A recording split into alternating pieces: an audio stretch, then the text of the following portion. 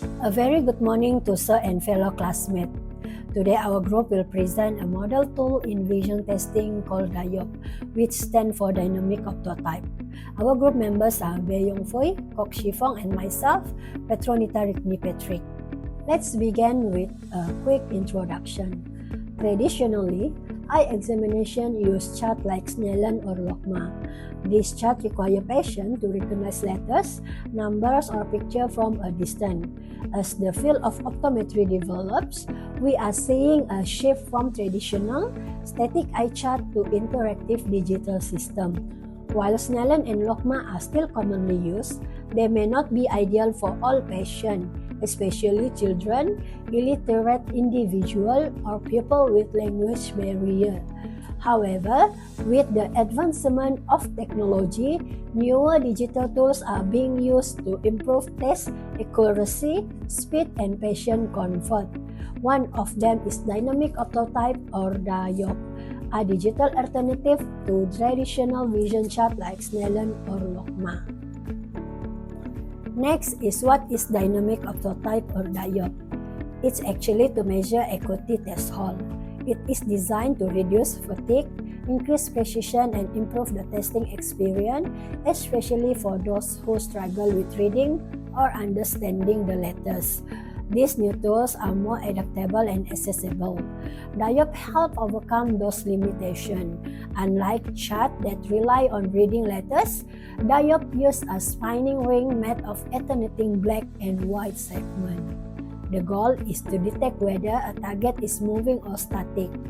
It tests the patient's ability to detect motion instead of recognize symbol, reducing language and literacy issue. Now, let's talk about the principle behind Dyop. In a Dyop test, the patient is shown two circular targets on a screen, one spinning and one static.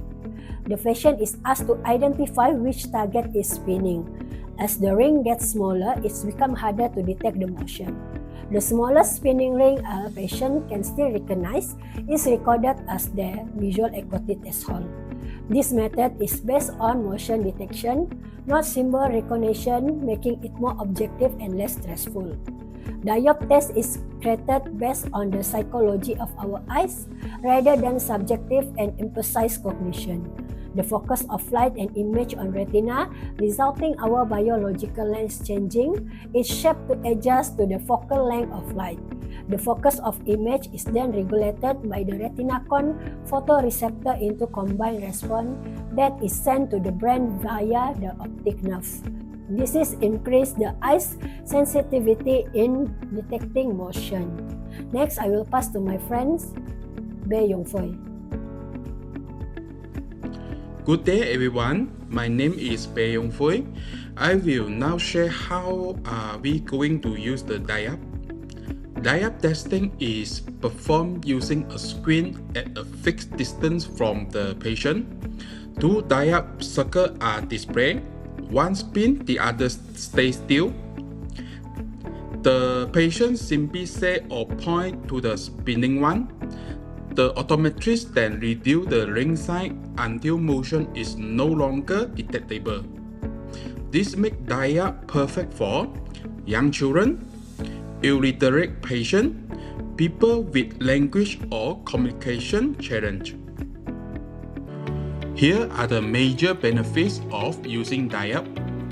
Reduce the chance of patient guessing and memorizing the chart to avoid over minus or under minus reflection. Second, shorten the examination time per patient. Third, less tiring compared or letter-based chart, and more accurate in borderline or difficult cases. Based on the research done, Dyop maintain a higher level of accuracy and precision, approximately plus minus 0.06 diopter. Last, avoid language and literacy bias. Dyop make eye testing more efficient and inclusive for all level patients. Dyop also has some technical advantages. It provides objective measurement rather than subjective letter reading. It gives consistent results even after multiple trials. All of this make it a flexible tool for modern clinic and remote setting. It can be integrated into daily optometry and mobile apps. It is useful for both vision screening and reflection. However, Dyop is not perfect. It is a new technology, so it is not widely used or adopted by clinic or optometry practice. Patients need a proper explanation before the test, especially elderly patients.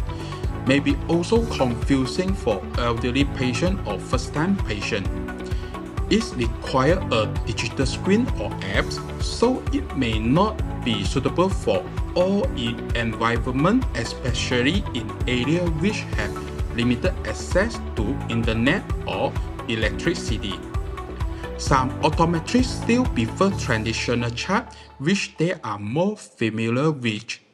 But as technology becomes more common, this barrier will reduce eventually. Hi, my name is Kok Shifong. Now let us look at the differences between all the visual acuity methods.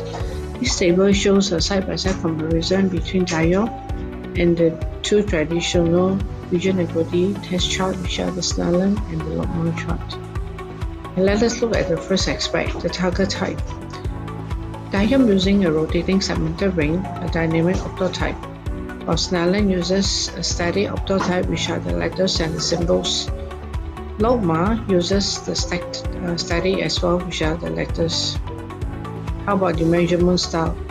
Dyop detects motions perception, which is the arc width, using the measurement of minute of angle, while Snellen reads the smallest line of the letter at a fixed distance using the fraction type of 66 or 2020. Lobma is actually measure the minimal angle of resolution, a Lobma value of 0 equal to the vision acuity of 66. How about the guessing risk? Dyop has very low guessing risk because it is less than 1% because it requires motion detection only, not recognition. For Snellen, the guessing risks are high as some of the letters are easier to guess or based on the recognitions or memories. For Lobma, the guessing risks are medium as standardized letter sizes and spacing reduce the guessing compared to Snellen. How about the time efficiency? In clinical study, the average time to determine a visual acuity using Dyop is under 2 minutes for both eyes. For Snellen, it's moderately fast but less reliable for subtle changes. And Lobma has the slowest time efficiency but accurate and reliable for tracking small changes. Now let us look at the accuracy. Dyop accuracy is very high with clearer endpoint detection. Snellen gave a lower precision as the lower optotype difficulty. Lobman gave higher precision compared to Snellen as consistent optotype of the sizes and spacing. What is the subjectivity level of the three charts? For Dyop, it is low as it relies on the motion detection, which produces a clearer endpoint and reduces cognitive bias and interpretation. For Snellen, the subjectivity level is high as it requires letters or numbers recognition, which can be influenced by literacy, memory, and guessing. For Lobma, the subjectivity level is moderate as it uses standardized letters and spacing, which reduces variability as it depends on the letter recognition. Level of subjectivity is medium, especially in borderline cases. What about the usage method? Dyop is actually an emerging tool useful in teleoptometry and motion-based stimulus. Snellen is actually widely used in general practices. And Logma is still the preferred method used in research and clinical trials for accuracy. Illiteracy friendly. Dyop is very friendly as it does not require letters or even languages. Snellen is actually not friendly in illiteracy as it requires familiarity and literacy with numbers and letters. Logma is not friendly as well, even though it uses standardized letters but still language dependent. This chart shows that the Dyop provides more objectivity, quicker testing, and works for a wider range of patients. Now let us look in detail the step-by-step Dyop test. Here is the step-by-step guide performing a Dyop test in practices. First, ensure that the monitor is calibrated and viewing distance is correctly set, typically 6 meters for standard testings. Start the Dyop software and display the appropriate chart or test mode for adults, children, or infants. It will show 2 circles, one spinning and one static circle. The patient is then asked to identify which ring is spinning, and optionally, if we can, we will ask the patient the direction, either clockwise or counterclockwise. Then, always begin with the large Dyop diameter, a clearly visible spinning ring, and gradually reduce the size of the target until the motion is no longer detected. Record the smallest visible Dyop as the equity threshold. Below this size, the ring appears static, which is the sub-equity zone. It is a simple, repeatable process that avoids stress and confusion. In summary, the dynamic optotype Dyop is a modern, motion-based visual acuity assessment that using rotating segmented ring to evaluate how well a person detects movement and its direction.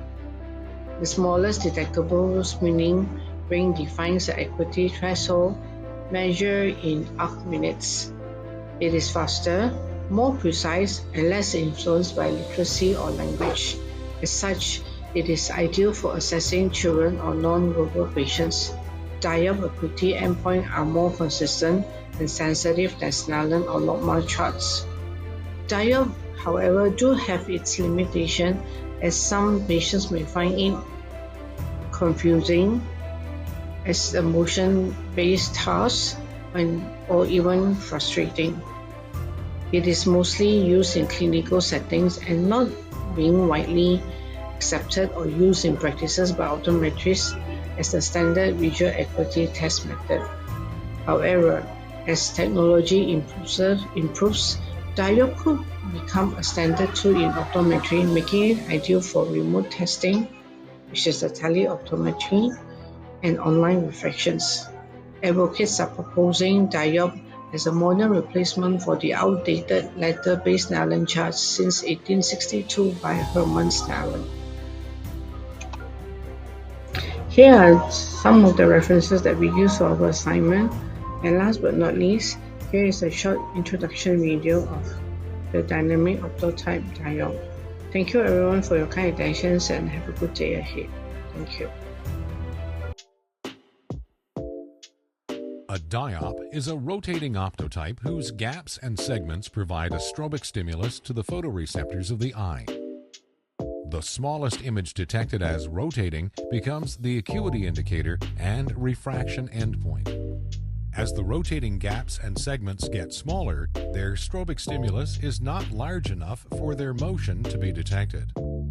The remote controller, keyboard, mouse, or iPad allow for rapid and simple control of the images and testing. The smallest diameter image detected as rotating becomes the acuity and refraction endpoint. Pausing or reversing the rotation or switching the rotating image location provides an accurate and simple indicator of false positives. The added Dyop precision eliminates both patient and doctor visual fatigue. The Dyop test provides a precise and more consistent, accurate, and efficient measure of acuity than static images. The test can be used for people with limited literacy, for children, and to document color disparities, such as those associated with dyslexia, migraines, or epilepsy. Visit chart2020.com/Dyop for more information.